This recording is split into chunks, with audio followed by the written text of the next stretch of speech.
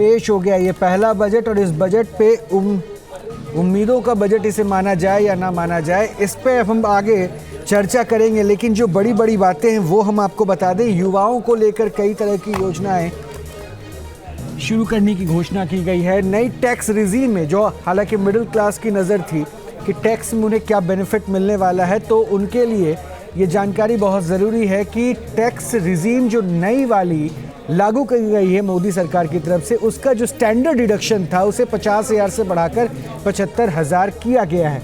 और स्लैब्स में भी थोड़े चेंजेस किए गए हैं, यानी 0 से 3 लाख तक की कमाई पर कोई टैक्स नहीं होगा, और इस तरह से वाइस वर्सा वहाँ पर टैक्स स्लैब्स में बदलाव किए गए हैं।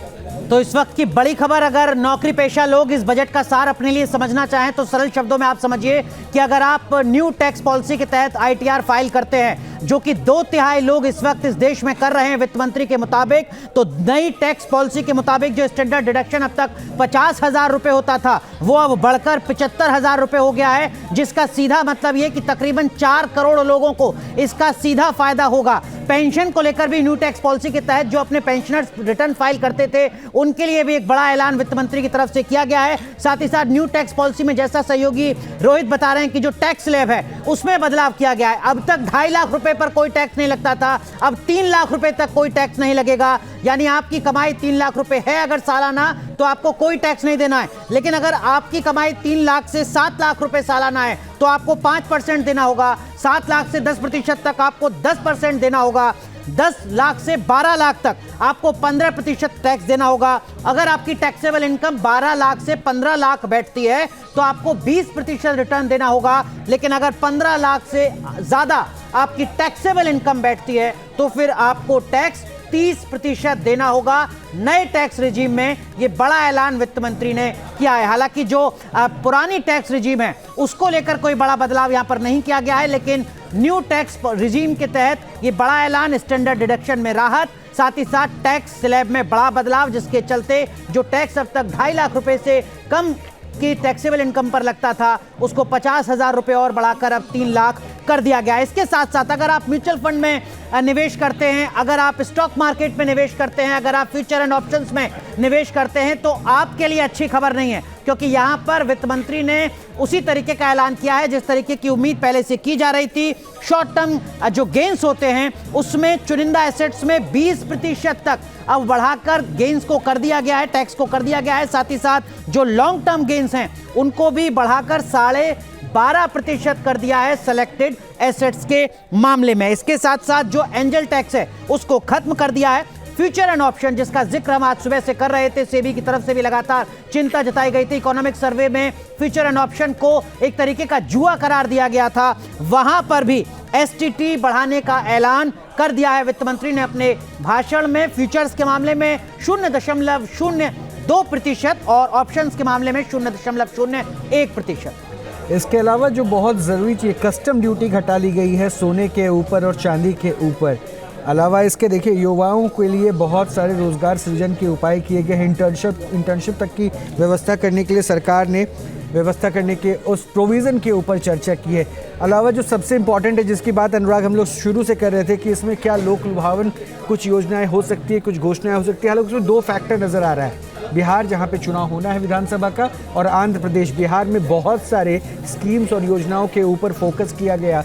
गया में कई कॉरिडोर्स बनाने की बात की गई, 2 एक्सप्रेसवे बिहार में बनाने की बात कही गई है, पटना पूर्णिया, वैशाली बोधगया, तो ये है। और अलावा इसके आंध्र प्रदेश को इकोनॉमिकल हेल्प दिया गया है कि राजधानी के लिए 15,000 करोड़ रुपए दिया गया है। तो इस हिसाब से देखें तो जो इनके 2 अलायंस हैं, चंद्रबाबू नायडू और नीतीश कुमार, इन दोनों को कहीं ना कहीं ये माना जाए कि साथ रखने की कोशिश इस बजट में कम से कम। बिल्कुल रोहित, ये हो सकता है कि विपक्ष इस बजट को सरकार बचाओ बजट करार दे, क्योंकि बिहार और आंध्र प्रदेश को साधने की कोशिश, या कहिए अपने सहयोगियों को साधने की कोशिश यहां पर की गई है। कल ये साफ किया था सरकार ने कि बिहार को विशेष राज्य का दर्जा नहीं दिया जाएगा, जिस तरीके का प्रावधान पहले से है उसके मुताबिक। लेकिन आज जिस तरीके से एक के बाद एक बिहार को लेकर और आंध्र प्रदेश को लेकर ऐलान किए गए हैं, उसके बाद विपक्ष की तरफ से यह सवाल जरूर खड़ा किया जाएगा। बिहार को लेकर जो ऐलान किए गए वो आपको अगर सरल शब्दों में समझाते तो गया के लिए एक विशेष कॉरिडोर का ऐलान किया है, विकास के लिए जो आर्थिक मदद है वो वहां पर दी जाएगी, पटना पूर्णिया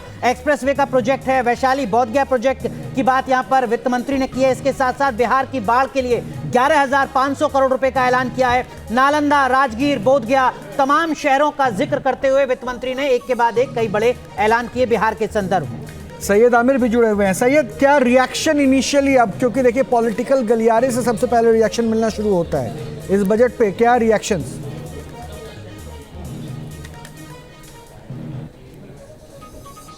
देखिए, मेरे साथ तो वो लोग होते हैं जो अर्थशास्त्र को काफी समझते हैं और बजट में क्या खास तौर पे है, खास तौर पे आम आदमी जो कि टैक्स को लेकर के सबसे ज्यादा इस समय इंतजार कर रहा था। हालांकि स्टैंडर्ड डिडक्शन को लेकर के 75,000 लिमिट की गई है, लेकिन राहुल गर्ग जी हमारे साथ जुड़ चुके हैं। ये सारी चीजें आसान शब्दों में समझाएंगे कि दरअसल अब टैक्स में क्या क्या चीजें की गई है ताकि कोई कंफ्यूजन ना हो। सर बताइए, ओवर टू यू।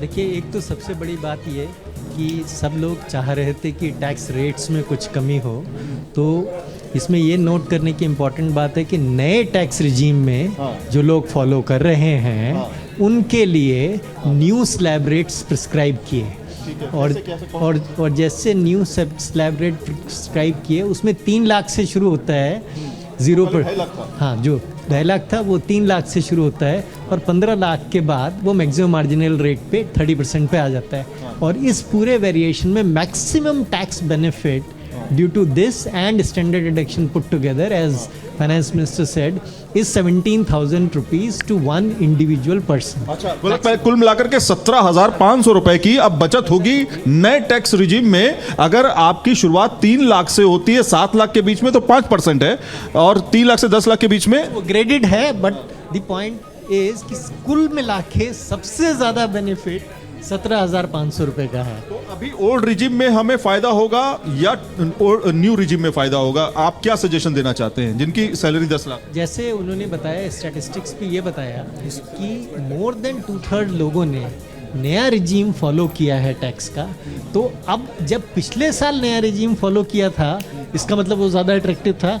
तो इस वेरिएशन के बाद की स्टैंडर्ड डिडक्शन भी बढ़ा दी है, इस वेरिएशन के बाद कि उसमें स्लैब रेट भी रेशनलाइज कर दिए हैं, इस वेरिएशन के बाद कि उसमें पेंशन की भी डिडक्शन मिल जाएगी, नया रिजीम और ज़्यादा अट्रैक्टिव बन जाए। मतलब अगर हम कहें 10 लाख की इनकम है, 10 लाख की इनकम अगर हम मान के चलते हैं, तो 10 लाख की इनकम में किस रिजीम में जाने से अब फायदा होने वाला? नाम बोल दीजिए। ये तो निश्चित है कि नए टैक्स रिजीम में पहले से भी ज़्यादा फायदा रहेगा। हाँ, और क्योंकि पहले से भी ज़्यादा फायदा रहेगा, इसलिए ज़्यादा से ज़्यादा लोग नए टैक्स रिजीम फॉलो करेंगे। तो अब देखिए 17,500 की जो एडिशनल सेविंग हो रही है आपकी नए टैक्स रिजीम में, तो वहां पर आपको थोड़ा बहुत फायदा मिलते हुए दिखाई दे रहा है। जी।